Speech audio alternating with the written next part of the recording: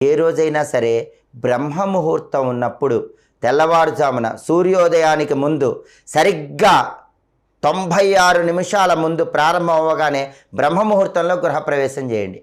బ్రహ్మాండంగా ఆ ఇంట్లో మీకు అదృష్టం కలిసి వస్తుంది.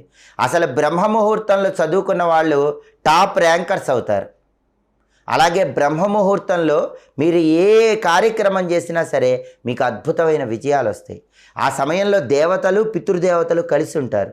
కాబట్టి దేవతలు పితృదేవతల అనుగ్రహం వల్ల అద్భుతమైన కార్యసిద్ధి ఏర్పడుతుంది. మీరేం చేయక్కర్లేదు. తెల్లవారుజామున బ్రహ్మ ముహూర్తంలో మీ ఇంట్లో పూజ గదిలో దీపం పెట్టండి. మీ జీవితంలో జరిగే అద్భుతమైన ఫలితాలను మీరే చూస్తారు. ఇంకా ఇలాంటి ఆసక్తికరమైన విశేషాంశాలు తెలుసుకోవాలనుకుంటే తెలుగు భక్తి ఛానల్ని తప్పకుండా సబ్స్క్రైబ్ చేసుకోండి. మన నిద్ర లేవగానే వేటిని చూస్తే ఐశ్వర్యం కలుగుతుందో, వేటిని చూస్తే దరిద్రం కలుగుతుందో, లక్ష్మీ కటాక్షం